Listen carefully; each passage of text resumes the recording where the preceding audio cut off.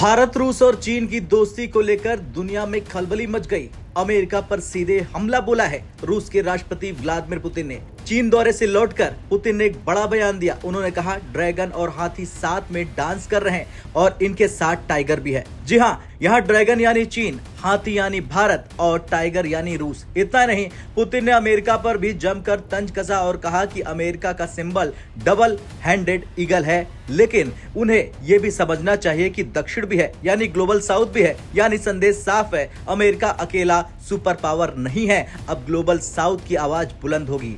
बता दें, पुतिन 2025 के ईस्टर्न इकोनॉमिक फोरम में बोल रहे थे। चर्चा चल रही थी RIC यानी रशिया, इंडिया, चाइना पर। चीन के राष्ट्रपति शी जिनपिंग ने कहा कि ड्रैगन और हाथी साथ में डांस कर रहे हैं। मीडिया ने इसमें रूस को जोड़ते हुए भालू यानी बियर का सिंबल इस्तेमाल किया, लेकिन पुतिन ने मजाकिया लहजे में कहा, भालू नहीं, रूस को टाइगर कहा जाता है, क्योंकि रूस के सुदूर पूर्वी इलाके में दुनिया के सबसे बड़े टाइगर पाए जाते हैं, साइबेरियन टाइगर। यानी पुतिन ने खुद को और अपने देश को और ज्यादा ताकतवर बनाया। इसके बाद पुतिन ने रुख किया अमेरिका की तरफ और उन्होंने कहा, अमेरिका का सिंबल है डबल हेडेड ईगल। एक सिर्फ पश्चिम की तरफ देखता है और दूसरा पूरब की तरफ, लेकिन अमेरिका को यह समझना चाहिए कि दक्षिण भी है। यहाँ पुतिन का इशारा था ग्लोबल साउथ की ओर, जिसमें भारत, चीन, रूस और विकासशील देश शामिल हैं। मतलब साफ है, अब अमेरिका को केवल पश्चिम और पूरब नहीं बल्कि दक्षिण यानी कि एशिया, अफ्रीका और लैटिन अमेरिका की ताकत भी माननी होगी। आपको याद होगा कि डोनाल्ड ट्रंप ने हाल ही में कहा था,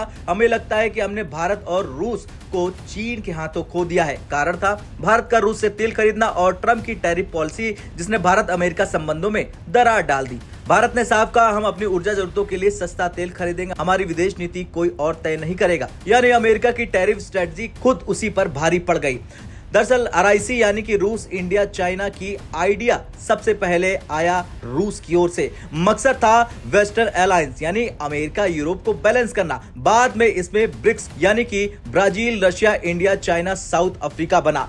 आज ब्रिक्स की ताकत इतनी बढ़ गई है कि इसमें सऊदी अरब, ईरान, UAE जैसे बड़े देश जुड़ रहे हैं। डॉलर का वर्चस्व चुनौती में है और ग्लोबल साउथ की आवाज और बुलंद हो रही। पुतिन का बयान इसी दिशा का हिस्सा है। अमेरिका को साफ मैसेज है कि अब गेम बदल चुका है। भारत इस पूरे खेल में सबसे अहम भूमिका निभा रहा।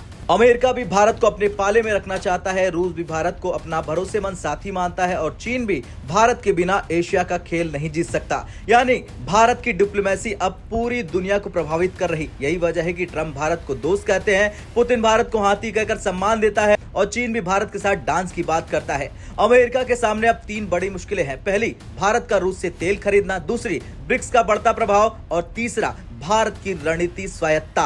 यानी कि भारत अब न अमेरिका का पिछलग्गू है न रूस का। यही वजह है कि अमेरिका बार बार बयान बदल रहा, कभी नाराजगी कभी दोस्ती। पुतिन का यह बयान सिर्फ मजाक नहीं था बल्कि गहरी रणनीति थी। उन्होंने खुद को टाइगर बताया, ताकतवर और शिकार करने वाला। भारत को हाथी, स्थिर और शक्तिशाली, चीन को ड्रैगन, आक्रामक और प्रभावशाली। और इन तीनों को साथ खड़ा करके अमेरिका को साफ संदेश दिया गया कि अगर वेस्ट दबाव बनाएगा तो ईस्ट और साउथ मिलकर उसका जवाब देंगे। यहाँ सबसे बड़ा सवाल है कि ट्रंप मान चुके हैं कि शायद अमेरिका ने भारत को रूस और चीन के हाथों खो दिया, लेकिन अब वो बयान पलटकर मोदी को दोस्त बता रहे हैं। असलियत यही है, अमेरिका भारत को खो नहीं सकता क्योंकि भारत अब ग्लोबल पावर बैलेंस का सेंटर बन चुका है। खैर साफ है, पुतिन ने अमेरिका पर सीधा हमला बोला, ट्रंप की टैरिफ पॉलिसी की पोल खोली और दुनिया को दिखा दिया कि इंडिया, चाइना, रशिया की तिकड़ी मिलकर अमेरिका को टक्कर देने के लिए तैयार है। अब आपसे सवाल, क्या आपको लगता है RIC और ब्रिक्स अमेरिका की ताकत को कम कर देंगे या फिर अमेरिका कोई नया दांव पेच खेलेगा?